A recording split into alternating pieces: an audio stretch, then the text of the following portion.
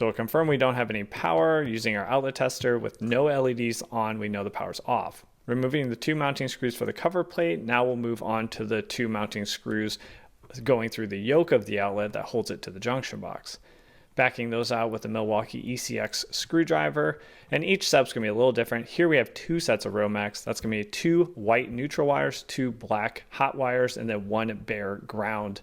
And I'll just cut those off because I have plenty of wire with my micro side cutters from Knipex. Once we have those cut off, now I'm just using the gauge here, the strip gauge, which is going to show you exactly 9/16 of an inch. That's how much copper you need to strip off of each of your conductors. So we'll power through the stripping here, just stripping the 2 hots, the 2 neutrals, and then the bare ground is good to go. Now here's where the Decora Edge really shines, right? So we'll start off with our ground by opening up that lever, pressing the bare ground in, and then closing lever. That's all there is to it.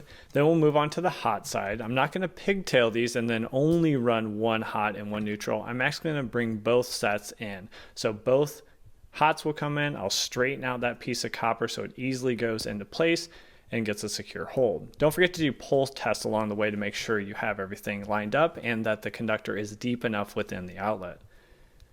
So I'll place that neutral in, close the tab or close the lever, and then do our last one. And that is really it. That is how easy it is to wire up these Leviton Decora Edge series. Now you want to check your wall plate.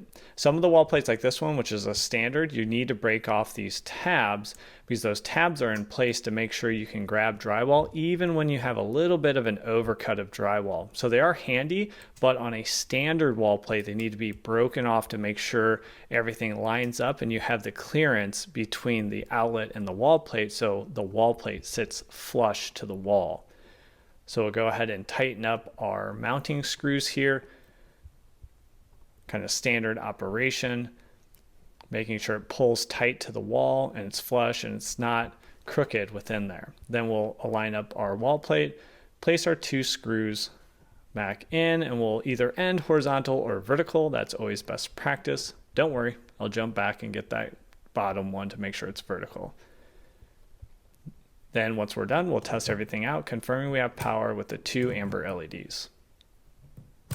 Now, it doesn't get much easier than that. My default, most popular outlet is still a Legrand commercial grade for a duplex outlet. That's what I use on the most projects around my house. If I need the modern look of a Decora, I do like the Decora Edge. I've used it on several projects and given it a go, and so far, so good. Now, if you want to see my favorite DIY electrical projects, it's just very applicable to many of our homes, and that is you need another outlet for a specific purpose, and you don't want to run extension cords throughout your house.